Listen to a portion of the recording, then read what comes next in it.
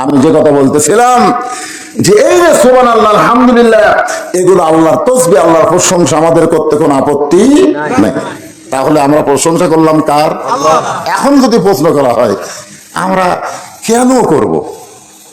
আল্লাহর প্রশংসা করার বহু কারণ, তার মধ্যে আমি প্রধানত তিনটা কারণ খুঁজে পেয়েছি। প্রধানত কারণ তিনটা, সে তিনটা বলতেছি। এক নম্বর কারণ হলো আল্লাহ বলিদা ঘাটের মধ্যে আমাদেরকে মুসলমানের ঘরে কবুল করেছে। সুবহানাল্লাহ। হরিণা, বলিদা ঘাটি এগুলোর নাম কিন্তু মুসলমান নাম না, জায়গার নাম হলো হিন্দু নাম। যেরকম কি নাম? কিন্তু আমরা কি হিন্দুর ঘরত না মুসলমানের ঘরত? কথা কয় না রে বা। আজকে কি সিস্টেম হলো দেখছেন, কি সুন্দর আমরা জানাজা করলাম। আর হিন্দু হলেই শ্মশানা দিয়ে যায় লাগারে দিয়ে মুখে আগুন দে নাকি কোন একটা মানুষকে পুড়িয়া সারখার করে দেয়, ছাই করে দেয়। এটা করতেই কেমন লাগে, দেখতেও কেমন লাগে। আর আমাদের মুসলমানের সিস্টেমটা কত সুন্দর। সুবহানাল্লাহ।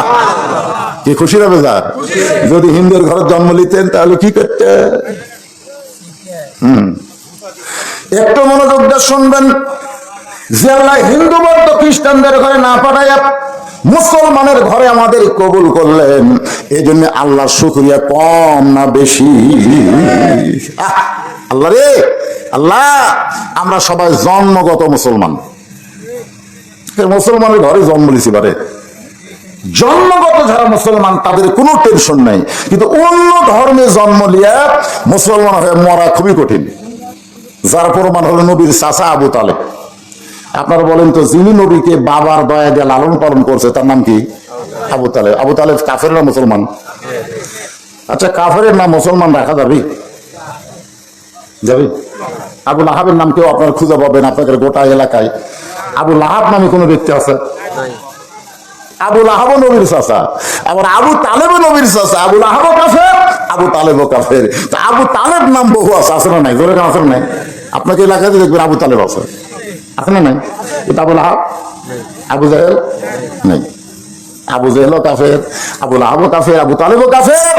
কিন্তু ওই দুই কাফের নাম খুঁজে পাওয়া যায় না। আর আবু তালেব কাফের নাম মাঝে মধ্যে আছে। ব্যাপার কি? কারণ হলো আল্লাহ নবী বলেছেন, মায়ের পেট থেকে আমি এতিম হয়েছি, কিন্তু দুনিয়াতে আসার পরে এতিম ছিলাম না।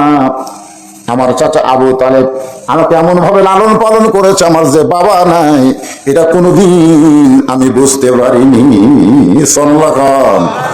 সে আবু তালেব মৃত্যুর বিছানায় যখন শুয়ে গেছে, আল্লাহ নবী বলতেছে, চাচা আমাকে এত দরদ করে আপনি লালন পালন করলেন, আপনি জাহান্নামের আগুনে পড়েন এটা আমি চাই না।